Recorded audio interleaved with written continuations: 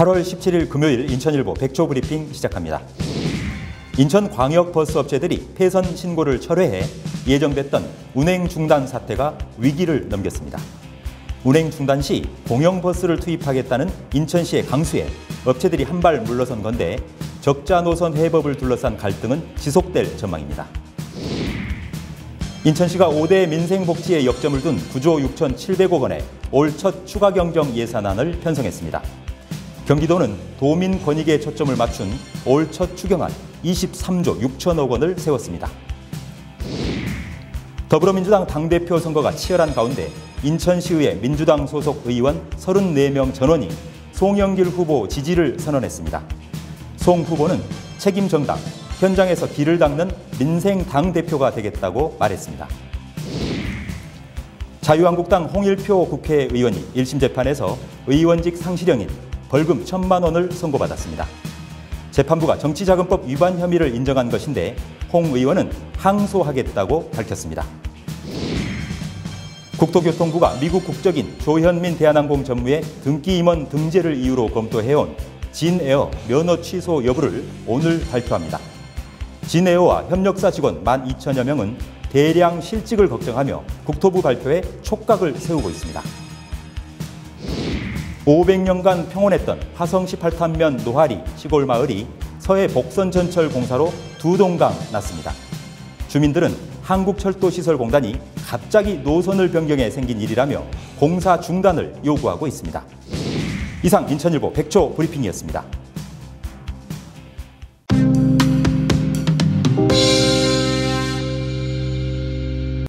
여러분 안녕하십니까? 8월 17일 금요일 인천일보 지면에 실린 주요 기사 살펴보겠습니다. 먼저 인천판 1면과 3면 종합면 기사입니다. 인천광역버스 업체들이 폐선 신고를 철회해서 오는 21일로 예정됐던 운행 중단 사태가 한 고비를 넘겼다는 소식 크게 다루고 있습니다.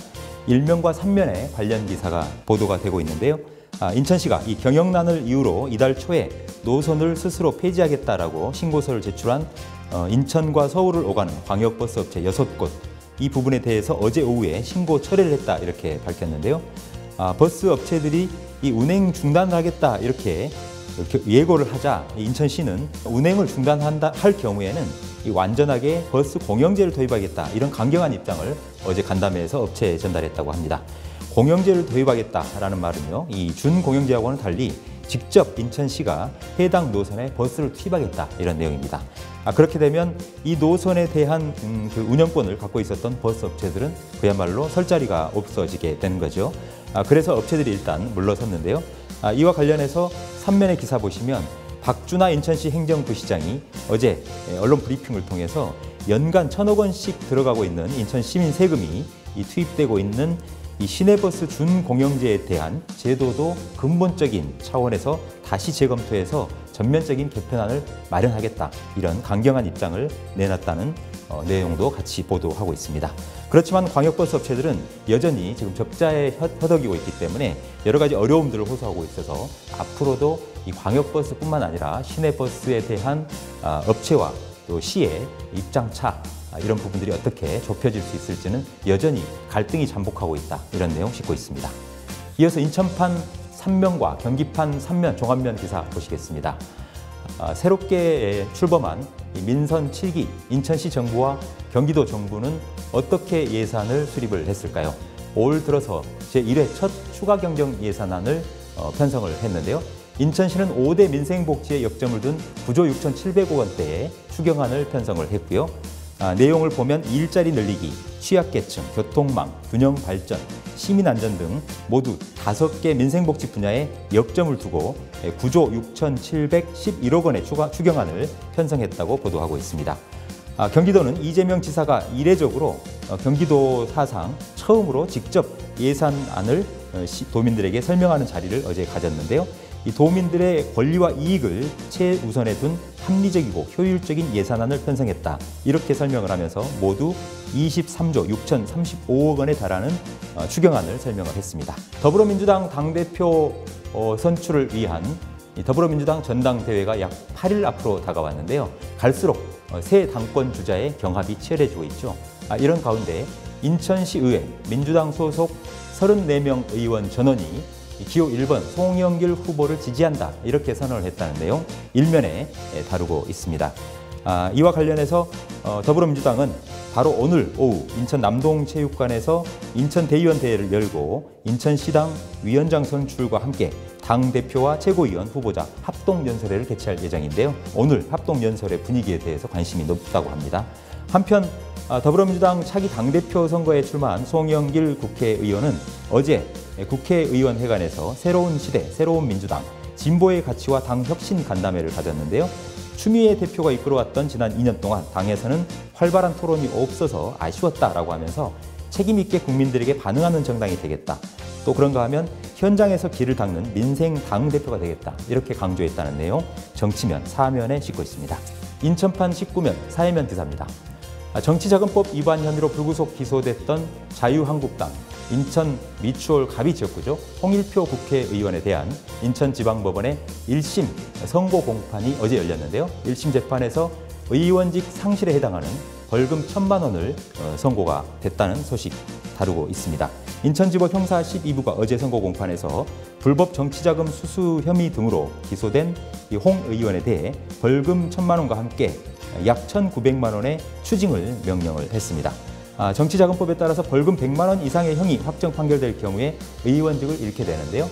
홍 의원은 이에 대해서 어떻게 반응했을까요? 당연히 부당하다라고 하면서 즉각 서울고법에 항소하겠다 이렇게 입장을 밝혔습니다.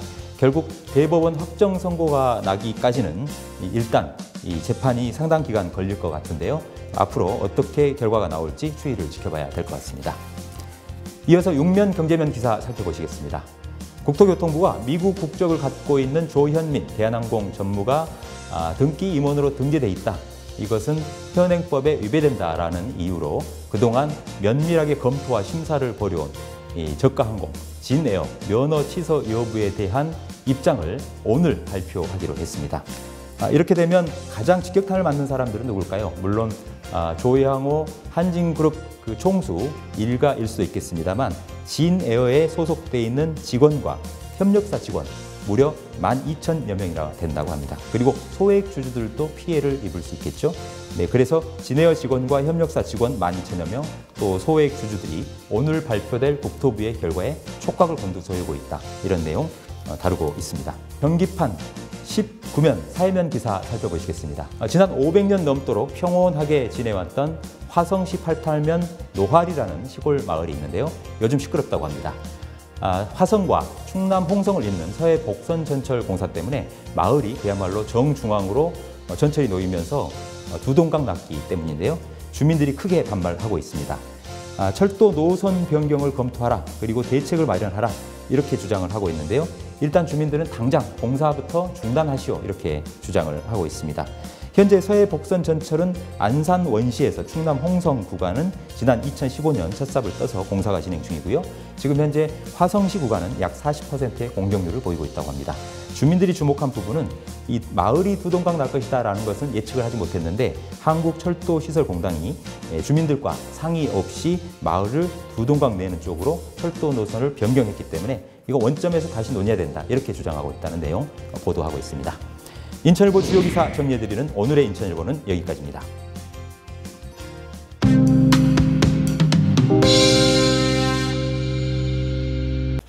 지속가능한 생태도시 인천을 가꾸는데 핵심적인 역할을 할 인천광역시 환경교육센터가 오늘 개관식을 갖고 본격 업무에 들어갑니다. 300만 인천 시민의 환경교육, 어떻게 앞으로 운영이 될 예정인지 자세히 살펴보도록 하겠습니다. 윤성구 초대 인천광역시 환경교육센터장 모셨습니다. 어서 오십시오. 예, 안녕하세요. 네, 우선 인천광역시 환경교육센터 오늘 개관을 앞두고 있는데요. 어떤 시설입니까? 인천 미추홀구가 운영해오던 환경교육시설로 업사이클 에코센터가 있었습니다. 지난 6월에 인천시가 두 차례의 경쟁 공고를 거쳐서 저희 에코센터를 인천광역시 환경교육센터로 공식 지정을 했거든요. 환경교육센터는 광역별로 환경교육진흥법의 규정에 따라 설치 운영하게 되어 있는 시설인데요. 바로 오늘 개관식과 함께 인천광역시 환경교육센터가 본격적인 운영에 들어가게 됐습니다. 네, 기존에 미추홀구에서 운영해왔던 인천 업사이클 에코센터가 공모를 거쳐서 인천시 환경교육센터로 지정됐다 이런 말씀이신 것 같은데요.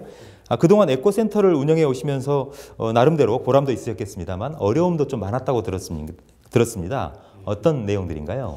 그동안 에코센터는 전에는 남구였죠. 미추홀구 예산에만 의존해서 두 가지 역할을 수행했었습니다. 일선 환경교육을 직접 수행하는 역할이 대부분이었고요.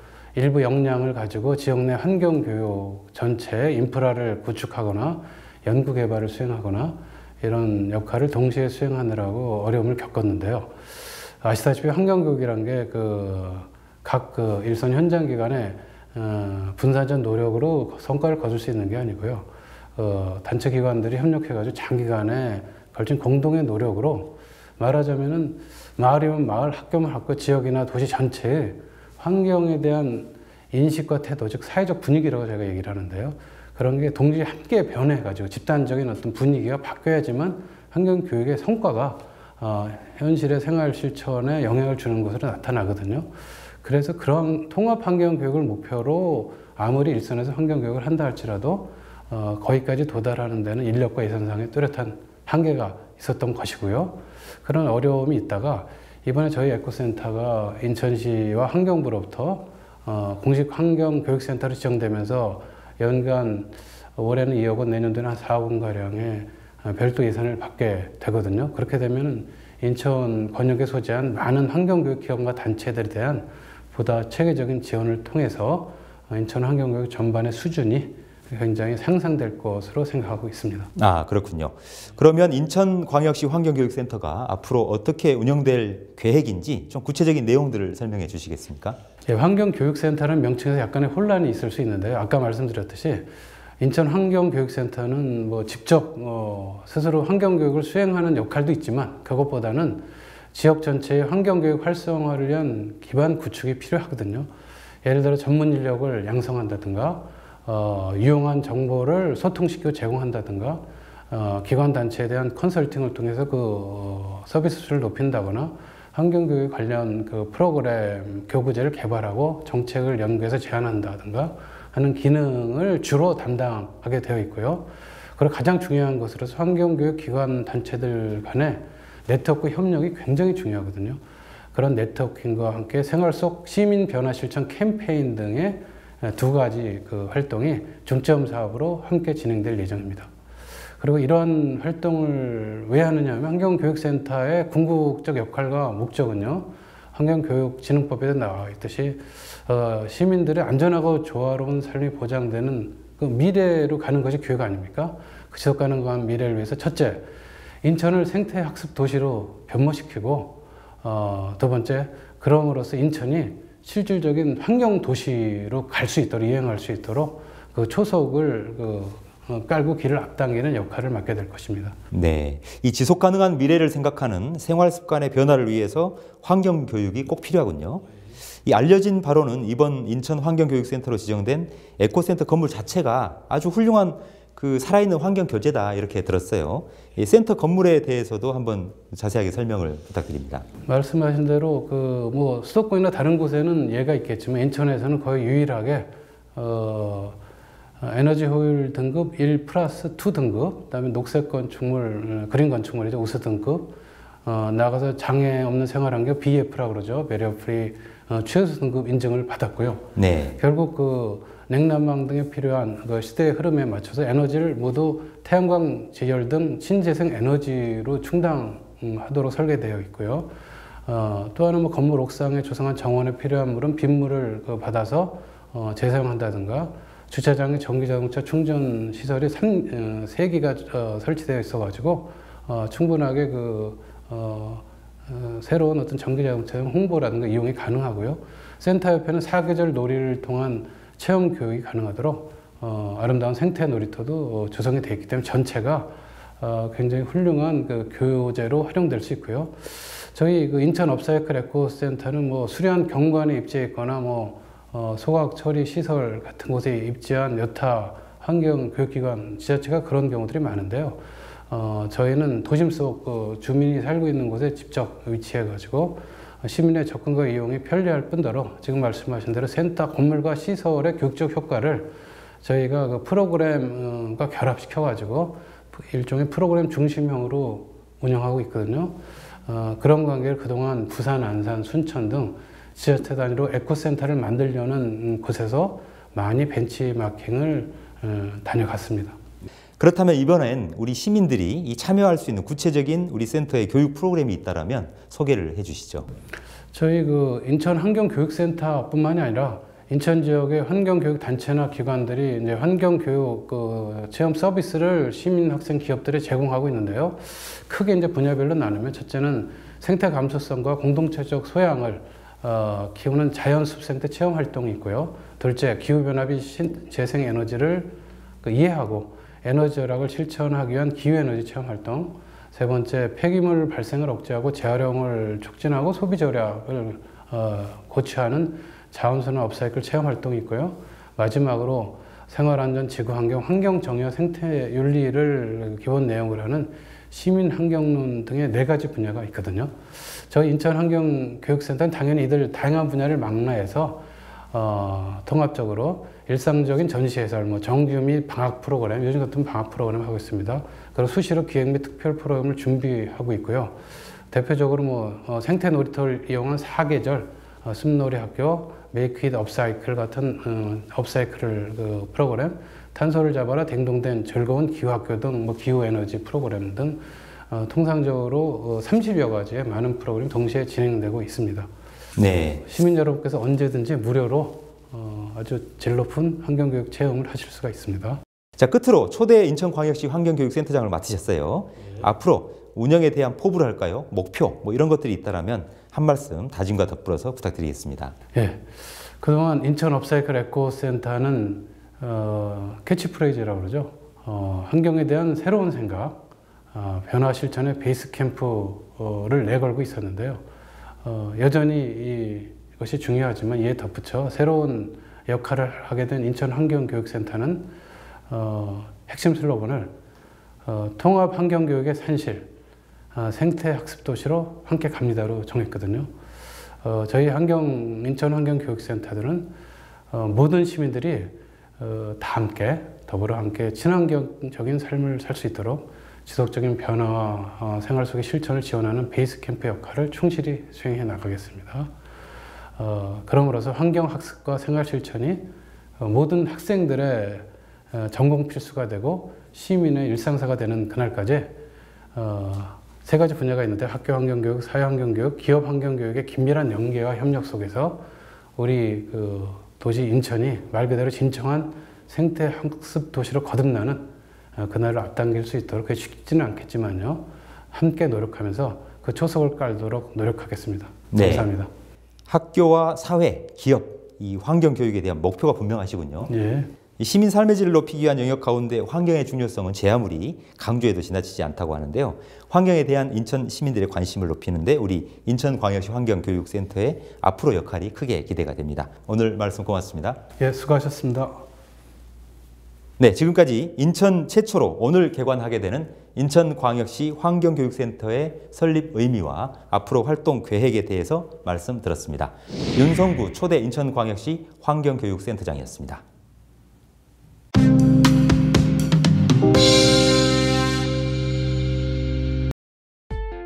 생생정보알려뷰 날씨정보입니다. 서서히 더위가 물러날 것으로 보이지만 절기 처서가 있는 다음 주 후반까지 33도 안팎의 더위는 계속될 전망입니다. 오늘 낮 최고 기온은 인천, 수원, 의정부 34도, 용인 32도, 평택 30도를 보이겠고 미세먼지와 초미세먼지 농도는 좋은 수준, 자외선 지수는 매우 높은 수준을 보이겠습니다. 이어서 해양정보입니다. 대체로 서해안 물결이 높게 일겠습니다. 바람은 서해중부 앞바다 초속 6에서 12m, 물결은 최대 1.5m로 일겠고 서해중부 먼바다 초속 10에서 16m로 불며 물결은 최대 4m로 일겠습니다. 오늘의 한마디. 모든 것이 내가 하기 나름이다 라고 끊임없이 자신에게 말하는 법을 배워라. 앙드레 지드. 이상 생생정보 알려뷰였습니다.